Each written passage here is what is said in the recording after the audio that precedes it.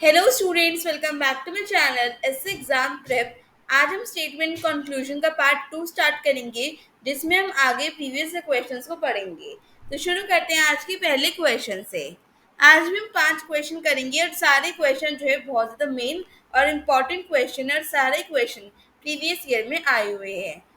देखो क्या लिखा है इस क्वेश्चन में। स्टेटमेंट है reading is a good hobby, यानी कि पढ़ना जो है, रीडिंग करना एक अच्छी हॉबी है। Spare time can be use very well in any hobby, यानी हम स्पेयर टाइम को यूज कर सकते हैं अच्छे से किसी भी हॉबी में। तो ये हमारी स्टेटमेंट्स है। अब कंक्लूजन क्या लिखा है, generally wise person will choose a reading as a hobby, यानी कि जो वाइज पर्सन यानी बुद्धिमान व्यक्ति है वो क्या करेगा, एक रीडिंग को एक अच्छी हॉबी चूज करेगा। तो ये तो कहीं नहीं लिखा गया सिर्फ वाइज पर्सन ही अच्छी हॉबी चूज कर सकता है, तो ये ऑप्शन गलत हो गया, यानी कंक्लूजन ये वाला गलत है, क्योंकि वाइज पर्सन के बारे में ऐसा कुछ भी यहाँ पर स्टेटमेंट में नहीं गिवन।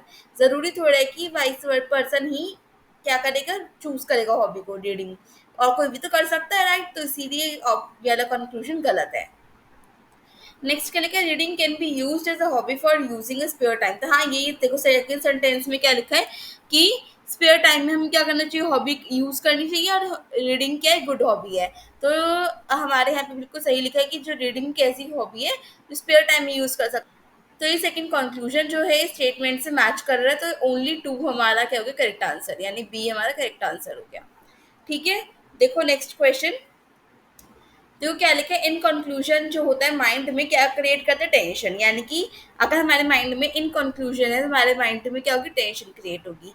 बट अगर हमारी कंक्लूसिव माइंड है हमारा, यानी कि इन कंक्लूजन का उल्टा कंक्लूसिव कंक्लूसिव माइंड है हमारा, तो हमारी मेंटल हेल्थ अच्छी रहेगी। तो ये लिखा है स्टेटमेंट। अब कंक्लूजन देखते हैं क्या लिखा है। Getting solution of in conclusion a person became a strong and tough, यानी कि अगर हम इन कंक्लूजन का सॉल्यूशन मिल जाए, यानी कि इन कंक्लूजन हमारे ठीक हो जाए, यानी हमारा कैसे माइंड हो जाए, कंक्लूसिव माइंड हो जाए, तो हमारी क्या हो जाएगी, पर्सन जो है वो स्ट्रॉन्ग और टफ बन जाएगा। ठीक है, यानी कि इसमें क्या हो गया, ये वाला ऑप्शन गलत है कि स्ट्रॉन्ग और टफ नहीं बनेगा। क्या होगा, उसकी मेंटल हेल्थ अच्छी रहेगी, है ना। तो ये लिखा है। दूसरा क्या लिखा है, freedom from in conclusion make good mental health. तो वही सेम बात हो गई ना सेकंड स्टेटमेंट की तरह।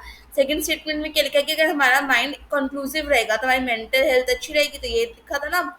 और कंक्लूजन में क्या लिखा है कि अगर हमारे को इन कंक्लूजन से छुटकारा मिल जाए, यानी हमारा कंक्लूसिव माइंड हो जाए, तो हमारी मेंटल हेल्थ अच्छी हो जाएगी, यानी कि इसमें भी क्या हो गया, बी ऑप्शन जो है हमारा ठीक हो गया, यानी कि ओनली टू कंक्लूजन हमारा सही है। ठीक है, नेक्स्ट देखो क्या लिखा है, no child is a water, यानी कि कोई भी चाइल्ड जो है वाटर नहीं होता। वाटर मतलब जो वोट डालते हैं, राइट। अब ये तो हमारे को समझ आ गया कि कोई भी चाइल्ड जो है वाटर नहीं है, स्टेटमेंट है। अब कंक्लूजन देखो क्या लिखा है, ऑल एडल्ट्स आर वाटर, यानी जितने भी एडल्ट है सारे वाटर है। तो एडल्ट जो होते हैं यानी कि 18 प्लस जो सारे वाटर होते हैं, तो यानी कि सही लिखा है ना। क्योंकि क्या लिखा है, no child is a water. अगर चाइल्ड नहीं होगा वाटर तो कौन होगा, एडल्ट होंगे, तो वो सही है। No water is a child, यानी पॉजिटिव तो सेम बात हो गई, तो यानी ये भी सही है कि आइदर वन और आइदर टू, यानी कि सी वाला हमारा क्या हो गया, करेक्ट ऑप्शन हो गया। ठीक है, आई होप आपको क्लियर हुआ होगा। देखो क्या लिखा है, इफ ये India is a multi language, देखो क्या लिखा है, India is a multi language country, यानी इंडिया जो है मल्टी लैंग्वेज कंट्री है। Hindi is a national language of India, और हिंदी क्या है, नेशनल लैंग्वेज है इंडिया की।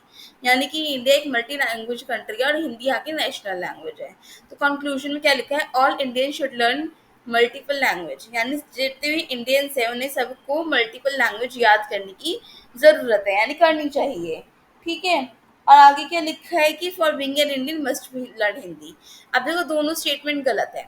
अब जरूरी थोड़ा है कि अगर हम इंडियन तो सारी मल्टी लैंग्वेजेस याद करें। हमें क्या बोला है, इंडिया एक मल्टी लैंग्वेज कंट्री है, यानी कि यहाँ पे जितने भी लोग रहते हैं वो अलग अलग भाषाएं बोलते हैं।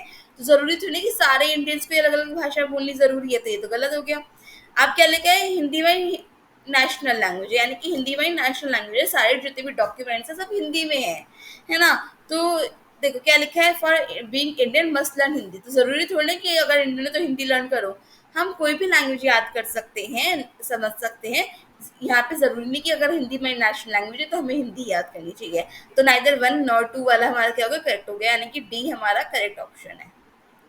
तो आई होप आपको क्लियर हुआ होगा। चलते हैं नेक्स्ट क्वेश्चन पे। देखो क्या लिखा है क्वेश्चन नंबर 10 में, temple is a place of worship, यानी टेम्पल क्या है, एक ऐसी जगह है जहाँ पे हम वर्शिप करते हैं, यानी प्रार्थना करते हैं। Church is also place of worship, church भी एक ऐसी जगह है जहाँ पे हम प्रार्थना करते हैं। तो कंक्लूजन देखो क्या लिखा है, for worship Hindu and Christ use only one place, यानी कि हिंदू और क्रिश्चियन जो है वो क्या करते हैं, एक ही जगह यूज करते हैं वर्शिप करने के लिए। तो ये गलत है, क्योंकि हिंदू के लिए टेम्पल है, चर्च है क्रिश्चियन के लिए, तो ये बात तो गलत हो गई। और दूसरा क्या लिखा है, ऑल चर्चेज आर टेम्पल, तो ये भी गलत है कि सारे चर्च टेम्पल है, तो दोनों ही यहाँ पे गलत है। यानी डी क्या हो गया, करेक्ट ऑप्शन हो गया, यानी नाइदर वन नॉट टू। ठीक है, आज हमने 5 ही क्वेश्चन करे और ये बहुत ज़्यादा इंपॉर्टेंट क्वेश्चन है। आप इस वीडियो को ना 2-3 बार देखो, समझो कि कैसे करते हैं हम ये वाले क्वेश्चन, और ये क्वेश्चन आते ज़रूर है, तो ये बहुत इंपॉर्टेंट टॉपिक भी है।